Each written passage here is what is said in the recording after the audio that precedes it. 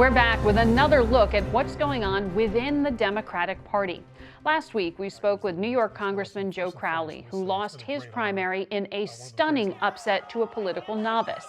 This week, we welcome the woman who beat him, 28-year-old Alexandria Ocasio-Cortez, who is in Kansas campaigning for Democratic candidates, along with a very familiar figure in the Democratic Party, Bernie Sanders. Welcome to Face the Nation.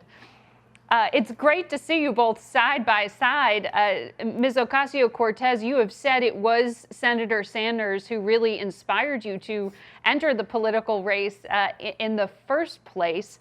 What is it like for you to be out there campaigning alongside him? I mean, it's certainly surreal. Just two years ago, we were both in St. Mary's Park in the South Bronx. I was in the crowd with thousands of other people across ages, races, creeds, incomes, and to be here 2 years later pushing that revolution in Kansas is pretty amazing.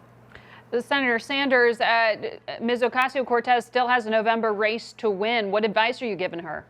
To keep doing what she has done. She ran an extraordinary campaign. And the reason that she won is she ran on ideas that were relevant to the working people in her district. She put together a strong grassroots campaign, and she worked her tail off.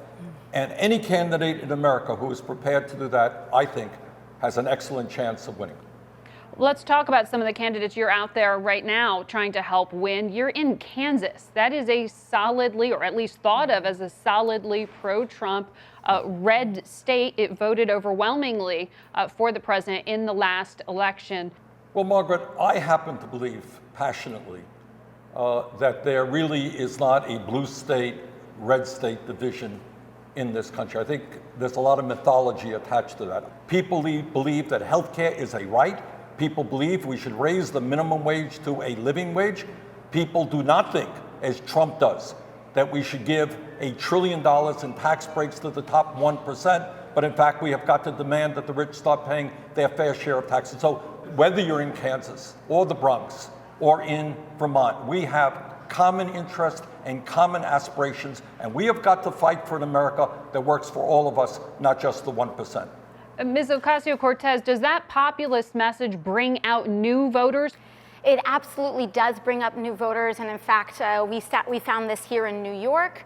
Back home, we expanded the electorate 68% over the last off-year midterm primary. So for us, this is about inspiring people to the polls, giving them something to vote for, creating hope for this nation, and knowing that so long as there are working-class Americans who believe in a prosperous and just future, we will have hope no matter how red the district.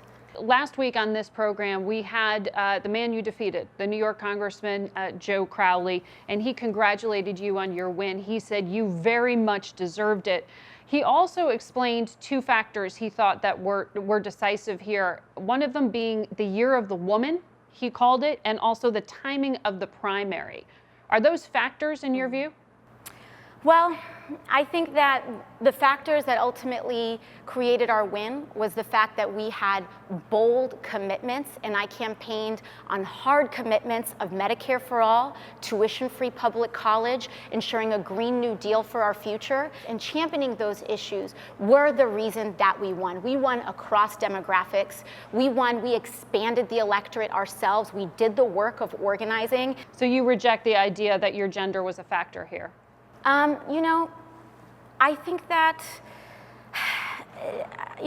in this moment, there's a confluence of factors that makes this moment inspiring. Right now, more women than ever are running for office, and I do think that women want representation in Congress, absolutely. Congress right now is 80% male, and that creates blind spots in our legislation. It means we don't have family leave, we don't have paid maternal and parental leave. It means that we don't get the equal pay that we want. So I think those issues certainly were important. Well, right now there is a female leader within the Democratic Party, Nancy Pelosi. If you were lucky enough to win in November and come here to Washington, will you support her? You know, I need to get to Congress first. I need to work on winning my general election.